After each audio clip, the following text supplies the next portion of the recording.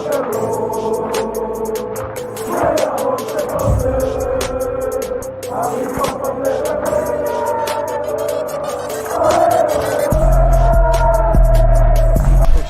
out to Kop-Ish. Shout out to Kopish, guys. Keep all the good work the up. two legends, Emil Heskey, Howard Gill. Can't get much better than that guy. Yeah. You know what to do now. Like, comment, subscribe. I'm with legends, guys. Kop-Ish. What it do, people? How are we?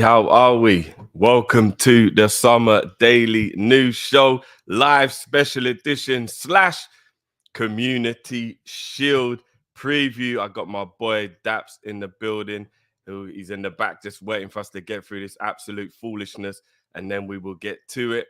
And I've just realized I've got the telly on in the background. Give me 1 second, people. I do not want a copyright strike. 1 second.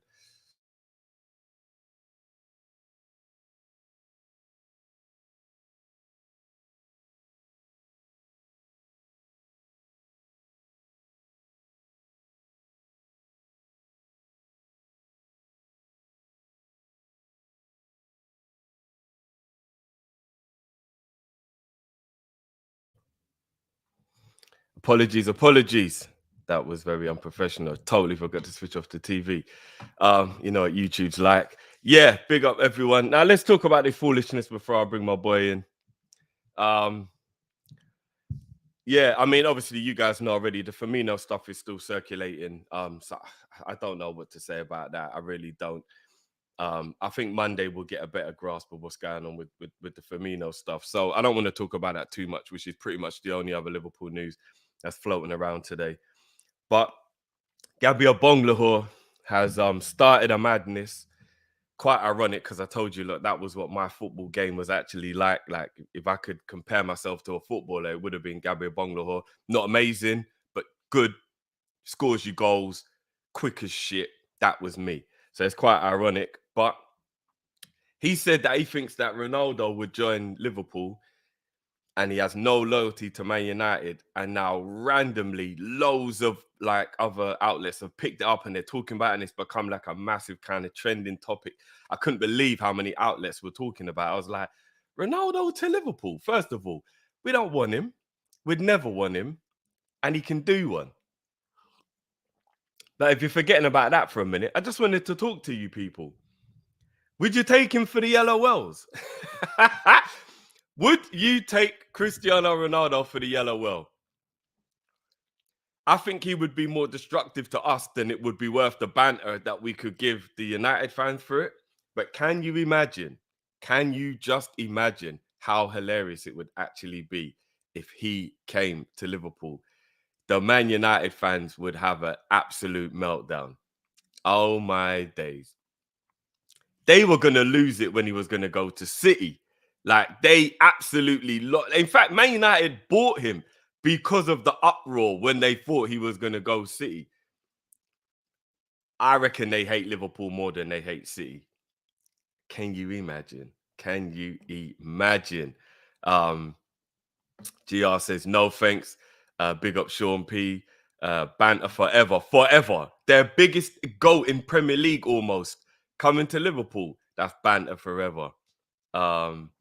Imagine if he scored past them for us and did the suit. Hey, mad. N17 says the Salah and Ronaldo link up. I think Ronaldo's too selfish for Salah to actually want to link up with him, if I'm being completely honest with you, bro. Now, ability-wise, it would be cool and stuff, but I think the personalities, Alberto, I would 100% take him. We got a Liverpool man in the house that would take him. Okay. I need an explanation on that one, bro. Muad, you would take him. Okay. You lot might be thinking about 29-year-old Ronaldo. No, this is 37-year-old Cristiano, you know, who makes everything about him. I would not want him anywhere near our club. Not just because I don't like him, but because he would completely mess up the team harmony. Look what he did to Man United. Let's not keep it. Let's just keep it a buck. Ole Gunnar Solskjaer had the crowd actually rallied, and he actually had Man United all on the same page. I do believe Ronaldo going to Man United is what kind of changed all of that positivity that they finished that season with, for me. But maybe that's just me.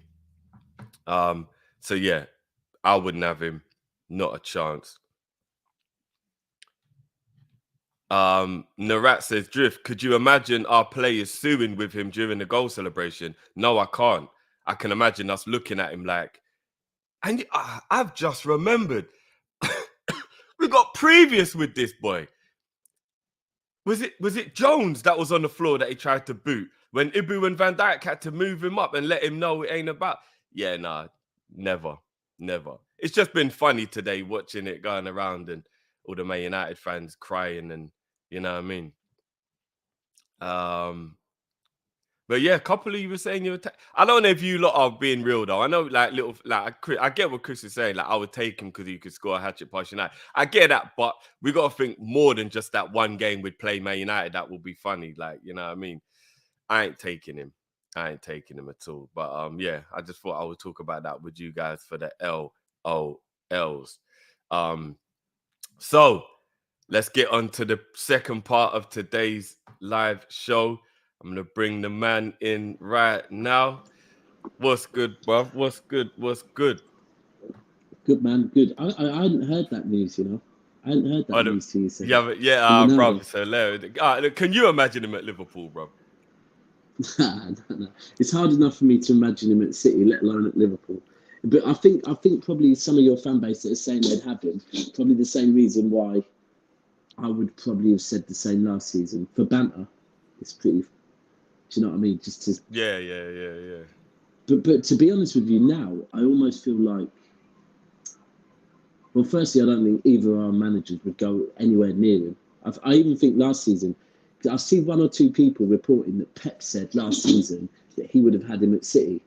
But the only interview I've seen with Pep about it was where he said, Ronaldo's agent gave the numbers to while having a meeting about Bernardo Silva, because they're the same agent. His numbers also got presented. By the way, Ronaldo was looking for a move. Here's his numbers, and it never even got presented to Pep because that was on the Thursday evening. By the Friday morning, Fergie, Ferdinand, and all them lot had got involved, and before the numbers even got presented to Pep, United had bought him. But I don't think Klopp or Pep would take him. But I think both our fan bases would have him for banter, and that's it. Yeah. But now United don't even want him. United don't want him. Is it even banter anymore? To be honest with you, what's amazing, bro, is he's arguably their greatest ever Premier League GOAT. If you think about what he went on to achieve as a player, so for him to have played for other teams, it's just hilarious. It's just hilarious, bro. But it's like, I think I've even had these conversations this summer. For me, I didn't know about last time, how he actually had come out and said that he didn't want to be at United anymore and he felt like a slave playing there because he wanted to move on. And I didn't know about none of that. So I don't know, it's interesting whether he is a legend anymore. And it's a bit like, if we're being honest with you, the whole Sterling playing for City, Liverpool and Chelsea. How can any club... I know you lot don't claim Owen, do you? I do, but most people don't. You do, yeah. But most people don't. Right, okay, most people don't. Yeah, most people don't. And then United don't claim Owen neither. And it is a difficult one when you go, especially if you go to like United and Liverpool. I mean, United fans. I know certain United fans that we did a best 11 of Premier League history. Me and Double A, who I do a City United with every Tuesday. And for me, I was ready to put Schmeichel in goal all day long. Right, all day long, ready to put Schmeichel in goal in a combined 11 of all time. He won't. He didn't even make his bench because he's like, nah. The fact he joined City and did a cartwheel when City scored against us. No, but surely Peter Schmeichel's a Man United legend. No lie, And this guy is he goes like he's a season ticket holder, and he's like not interested, not having Schmeichel as a legend because of what he did doing the. He was like, he wasn't going to City, he was doing the cartwheel when City scored against us. You know, a lot of people forget Schmeichel had about, was it 3 or 4 years with you, lot, innit? He was with Yeah, you a lot couple of from. years. Then his son then came up through our academy as well. I don't know, but it's one with Ronaldo. Like, I'm sorry, yeah, but even the links with Atletico, he Yeah, can't he's go got back no to loyalty, has Atletico. he, bro? Bro, how could you go to you know what? The way he left United and the way he's now being linked with Chelsea, linked with a few other clubs, like that shows no loyalty. But that would say that all right, Ronaldo's saying his legacy is at Real Madrid. If he was to go to Atletico, then he can't really claim no legacy at Real Madrid neither. That's what I'm saying. And then what's he going to do after that? Go and play for Benfica or Porto and ruin his Sporting Lisbon legacy as well? It's like, what's this guy doing? He don't care. It just shows you what I've always said all along. He only cares about himself, and he always has. Yeah, You know, yeah, and true. I don't like Pep and Klopp don't like selfish players. I think that's the number one thing, because they're such team building managers. The one thing that you know is they don't want selfish players. They want players that are about the team, about the strategy, are selfless, always look for the best pass, always shoot if they can, but pass if there's a pass. Like, they don't want players who are just all about them. So yeah, for the Yellow Wells, man, like Saint in the building, Sky, you know, as well. I saved this one just quick. Said, geez, green screen. No, Daps is living the life, people. That is not a green screen behind him. That is the real. You can actually see Daps's yacht just there down to the left. That's his one, just there in the shot, just there. So I was just on the stream and I was saying that people were saying, "Am I over here to convince Bernardo Silva to stay at City?"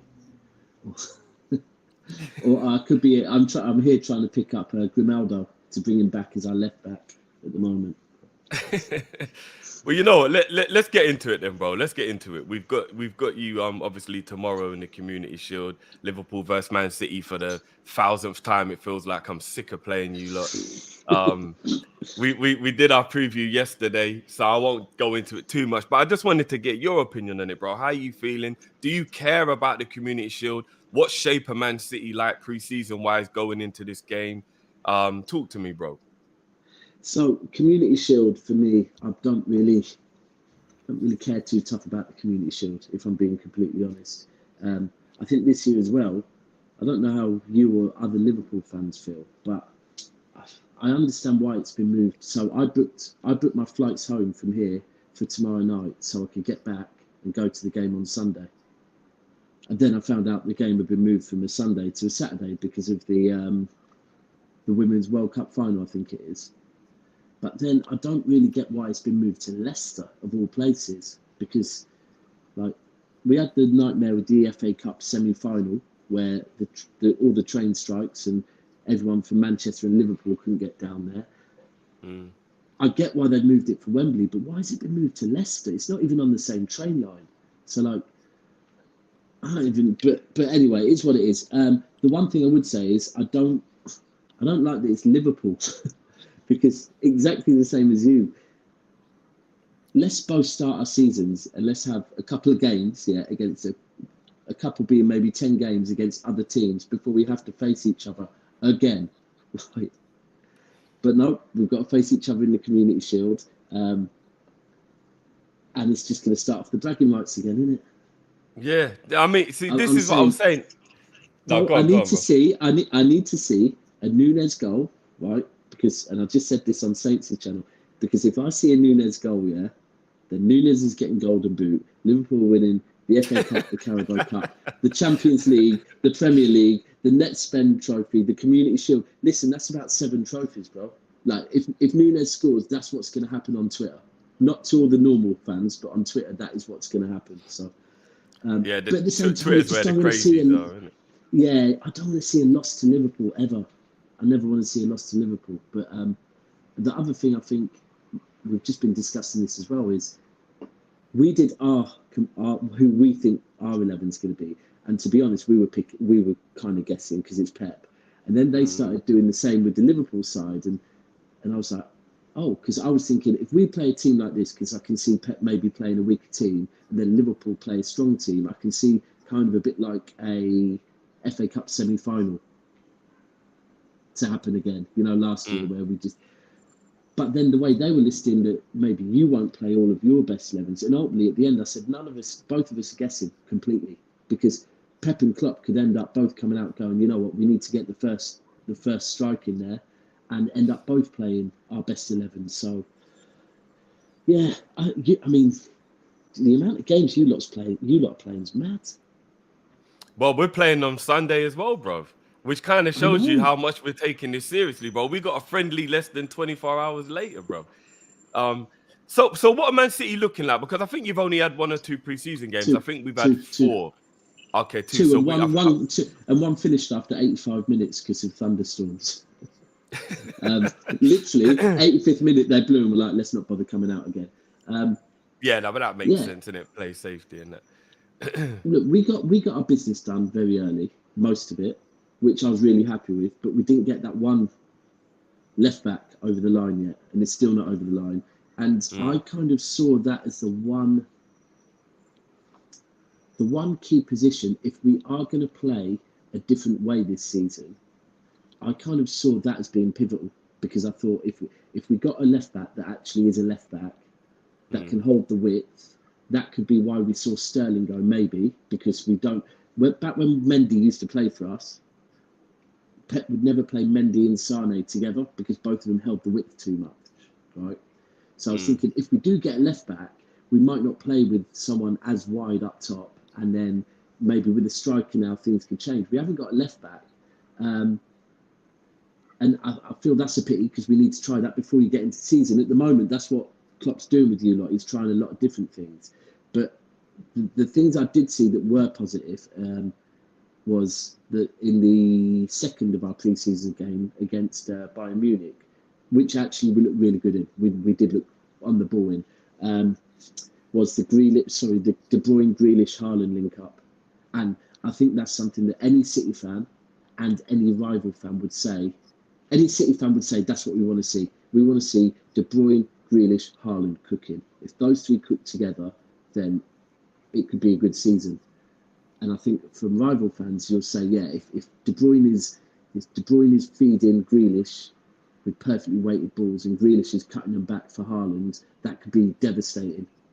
Straight after the game, after walking down the tunnel after the game, Grealish said to Calvin Phillips, "I was telling Erling, if he makes those runs, I will find him every single time." Right. And straight after the game, after I saw that interview, I said, right, now I need to see 20 GA off of Grealish in the league. If we're playing Grealish wide left with De Bruyne kind of sitting just behind Haaland, giving Grealish those perfectly weighted balls, very similar to how Silva, Sane, Aguero, or Silva, Sterling, Aguero used to work. And if you look at Silva's, Sterling's numbers, then Aguero's numbers, if we can replicate that with De Bruyne, Grealish, Haaland, then it could be a very, very good season. And that's what I want to see now. That's the positives I've taken from it. As far as the rest of it, to be honest, there's not much else I've seen that's maybe. The other thing I will predict now, I don't think Haaland will start on tomorrow. Okay. Who do you think will play up front then? I think Alvarez will. Okay. He's fresher. Haaland has admitted his fitness isn't there just yet. He's getting his fitness back up. Whereas Alvarez, obviously playing in Argentina. Yeah, their season's already started, isn't it? So he's literally match fit straight away. Yeah. And when against Americana, it was Americanos or whoever it was we played, most of the City players were sweating. Whereas you could probably say that Alvarez put in the biggest shift, pressing all over the pitch, and he didn't look like he broke a sweat. So for me, he looks like the type that could come in and play straight away. So. Okay, I mean that definitely makes sense. From a thingy point of view, I just give him a set. Yeah. Sorry, can you give me 1 second, please? Yeah. No problem. So people, how do you feel about what Daps has just said? Alvarez playing instead of Haaland, so would be going up against the fitter, fresher striker who's obviously a bit more in form. Would that be more worrying to you lot in comparison with Haaland being unfit? Do you think our defense is fit enough at the moment to be able to take on a player who's already in full flow? I'm not sure. I'm not sure. And then does that contribute to Klopp's thinking about who to play even? I'm not sure.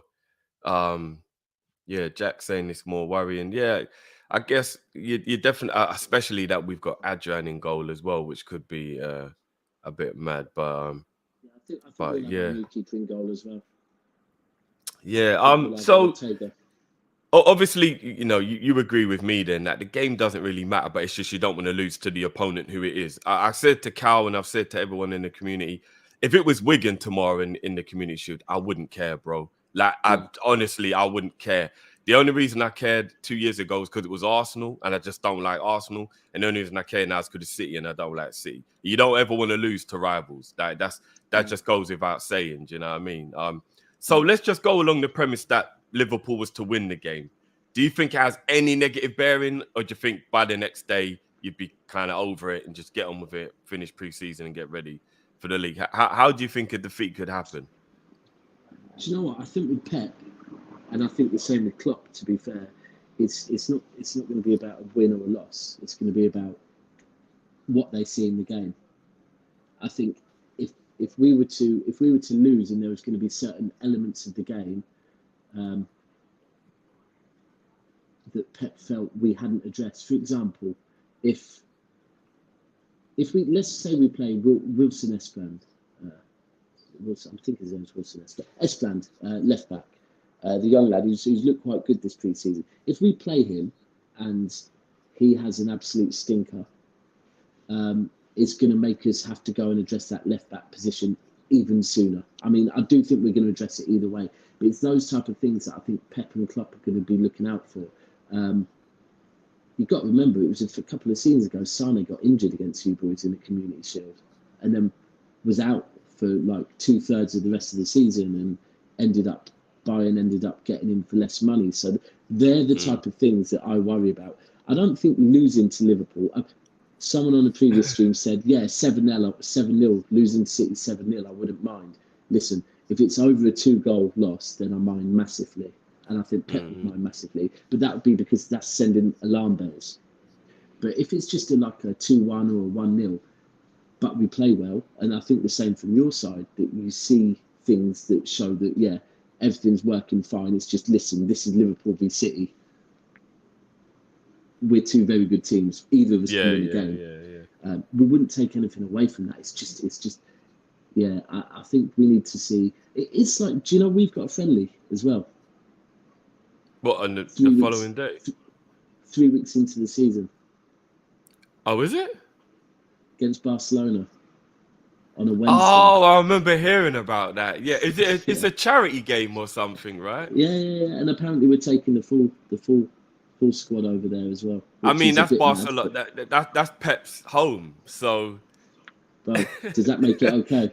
Apparently, no, that is weird. I'm not gonna lie, that is weird. I don't know what's going on. I'm gonna go, but it is a weird one. I'm not gonna lie, very weird. It's good for the fans. Oh, a day out at the new camp. That's amazing, bro. Yeah, exactly. Do you know what I mean? That's amazing. But from the team's point of view, that's a distraction you don't need only 3 weeks into the season. Yeah. Especially when it's also frustrating when we've only had 2 friendlies, and it's like we've got one afterwards. So, but I think for me it's more about the performance. If we play Ortega in goal, I'll be interested to see that. To see because apparently he's a lot better shot stopper than Zach Stefan, and can play with his feet. Highly rated in the Bundesliga. And I'm kind of interested to see how well he performs, but more importantly, how well the rest of the team perform with him in goal. Because my one issue with Zach Stefan was whenever he was in goal, all of our defenders were dropping a lot deeper. And I think that's what happened in the semi-final against you lot. Defenders were moving out of their usual roles where they should be. And if he's going to be our backup to Edison, but also our cup keeper, then I'm quite interested to see how he performs. Laporte's injured, so Laporte won't be started. Interested to see if Stones starts maybe. And then I guess the other thing is I predict we may well start Cancelo on the right. And I think if we get Cucurella or if we get Ronaldo or whoever we end up getting, I think this season we're going to see Cancelo switch to playing on the right a lot more. So interesting What would happen to Walker then if you do that? Then? Well, Walker has been dropping 4 to 5 games every season for the last about 4 seasons, and it's not noticeable because it's only 4 games a season. And when you think that Walker started off probably playing about 55 games a season, right? If he's dropping 4 games a season, it's not noticeable. But he's going into the city. The other day, he was limping a bit again. And I think that at Walker's age and the player that Walker is, he is a leader. He's won 4 Premier Leagues with City now. And I think he'll understand that he might start playing less. He's the type of player as well that you could have him on the bench for 4 games, and then we could have Liverpool away. Walker would be called on, and he'll put in a man of the match performance. He's not someone that I think would, he's not young and going to be like, oh, I'm not getting enough game time. So I think Walker will start playing less games. Cancelo will switch playing on the right, and whether it be maybe not straight away. If we get Cucurella late August, he'll probably be brought in slowly, but I think by the end of the season, we will see Cancelo playing on the right and whoever we bring in being our main player on the left. So I'm interested to see, because the back end of last season, when Cancelo was playing on the right, I wasn't convinced. In his defence, he was playing alongside a makeshift right centre-back, which can impact it massively. But it got to a point where this right back that was filling in on the left was actually looking a lot better on the left than he was on the right. So I think we need to transition him back to the right, because I think that's long-term where he'll sit. Apart from that, not really. Will we play? The other interesting one is, with buying Calvin Phillips, there's been speaking about it and kind of chewing the fat with other City fans about if we would ever play Rodri and Calvin Phillips together. And I've kind of said the games that I would maybe think Pep might consider it would be games like Liverpool.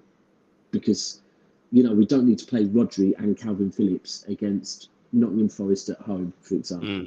No disrespect to Nottingham Forest, sorry. But Liverpool at Anfield, or, I don't know, Real Madrid at the Bernabeu, they're the type of games where you could see Calvin Phillips and Rodri playing alongside each other in a kind of pivot. So, again, it's interesting if he goes with that. But the whole thing is with this game is because it's not week 32 of the Premier League, right? Or it's not the FA Cup semi-final, or it's not in the quarterfinals of the Champions League, we don't know what team either of us is going to go with. Yeah. I agree with that one. I have no idea how serious either manager is going to take the game. No. I really don't. So I think there'll be at least 55 to 60% of the main players playing, but that other 40, that other 40, 45%, I have no idea who those guys will be or what it will do or what either of them will do. So it's going to be interesting. So to just finish up then, bro, because obviously we don't really know, so there's no point doing who will play and who will do this and who will do that. What do you, from what you gather your team will be, think the outcome of the game will be? I know you don't really do score predictions, but what do you think? Do you think it'll go to penalties? Do you think it'll be a high-scoring game? Do you think it'll be a close game? Like, how do you think it will go? Do you know what? I think it could be, because if you look at it, if we had high-scoring games recently against you, I think we've only had one or two at the most. They're very tentative games. Well, if it's high-scoring, it'll normally be one team just gets 2 or 3 goals and the other one doesn't. There's never really, we both score a lot of goals, if you get what I mean. So I think last season what it was obviously the cup was a 3-2 to you lot. Was it 3-2? Yeah, and 2 draws. 2 draws, wasn't it? And 2 draws. 2 draws. Yeah. And do you know what? I don't think it'll go to penalties. But I do think it'll be high scoring. I think you could see something. I think you could see a 3-2 either way. I think you could see quite an open game. Okay. Yeah. I personally think Man City are going to win the game 2-0, but that's just me. I don't know. This is the thing. I haven't watched you pre-season. I haven't watched you at all pre-season. We shouldn't really watch our pre-season because we've been crap maybe 3 or 4 out of Klopp's 6 or 7 pre-seasons.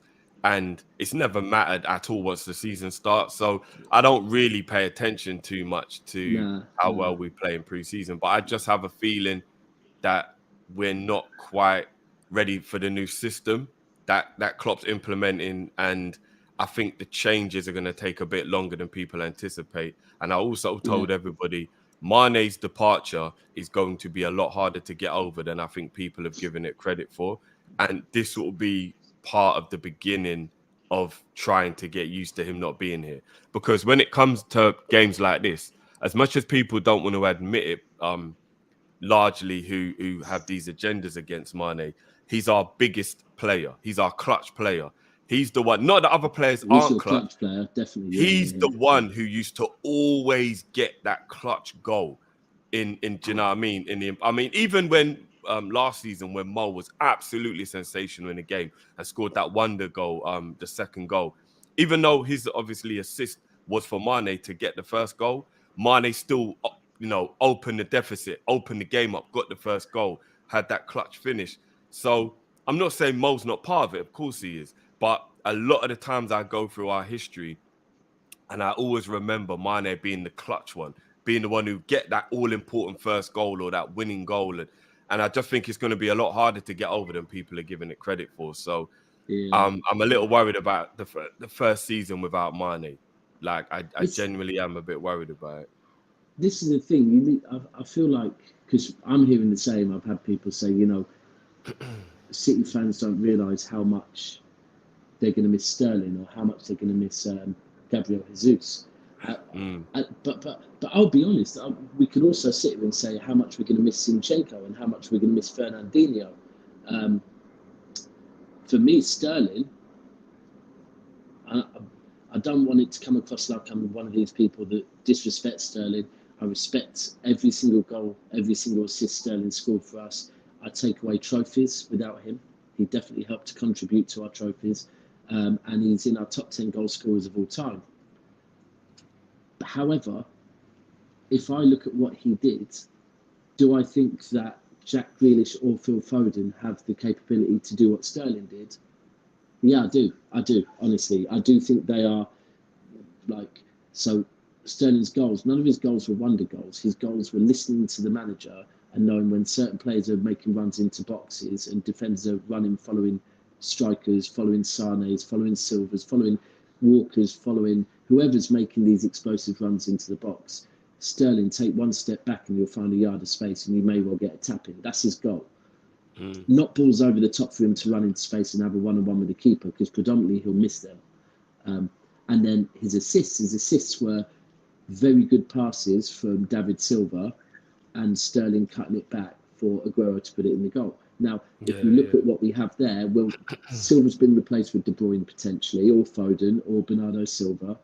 And then you've got Grealish or Foden who can do the Sterling role, whether it be, listening to the manager and dropping one step back or cutting the ball back. So I don't think we miss him.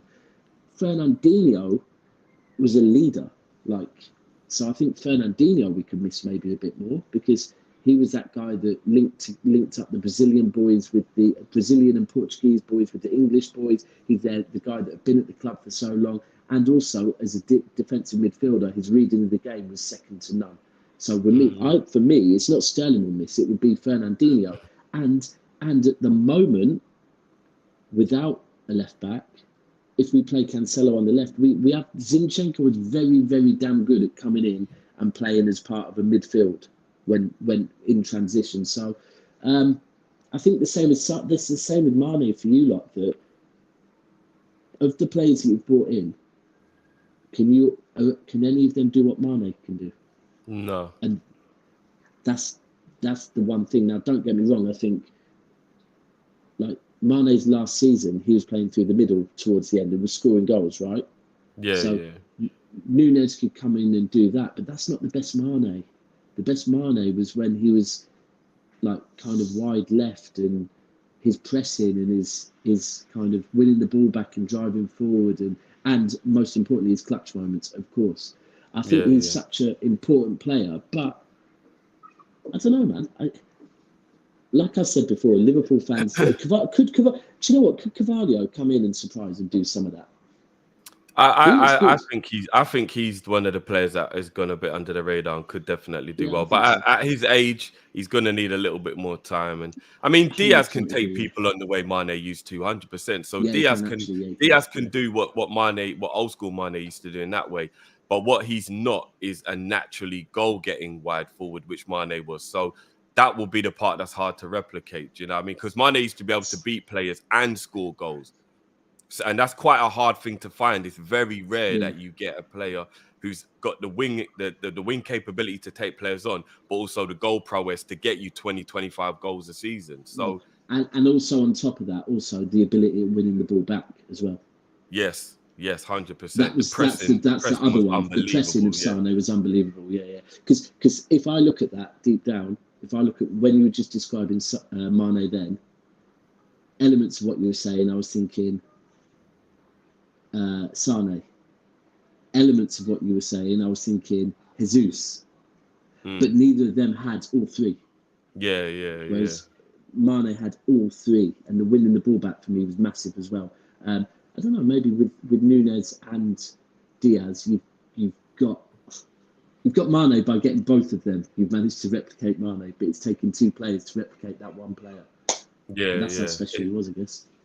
Yeah, man, it's gonna be interesting. But bro, I'll let you get on with your holiday. Bless as always Yeah, for thank you. jumping on. No, love. Yeah, man, always a pleasure. Always a pleasure, guys. Make sure you go and check out Daps's channel as always. You let them know where they can find you, actually, bro. Yeah, so you can find me on all social media. It's MCFC Daps, MCFC DAPS. And then most importantly, the YouTube channel is Never a Foul. It isn't just Manchester City content. It's generic. It's all content. Of course, if I'm there, I'm giving a City perspective, but we have other Liverpool content creators on giving Liverpool's perspective, Arsenal, all of that. And also anyone, if you can, go on Big Six's stream from last night, and at the top of their live chat is a link. If you click on that link and vote for me, that would be a massive thumbs up for me. Yeah.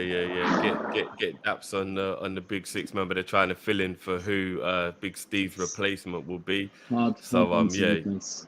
get over there and hit that button for Daps, people. Big up before we go to Chris Angel for becoming a member. Love as always, bro. Big up yourself. And we're gonna have some really fun member stuff coming this year. Trust me, it's gonna be hilarious. Well, we hope it will be anyway. And on and on that note, we will see you later on today, guys. Yes, we will be back for the calling show as always. This is just a little midday special for you. I had to bring the boy Daps in and talk about this. And obviously, we'll be back tomorrow for the watch along for the game as well, guys. So, for me, from Daps, from everyone, we'll catch you later. Big up, everyone. Make sure you smash the like button on the way out. And we will see you later, people. Peace.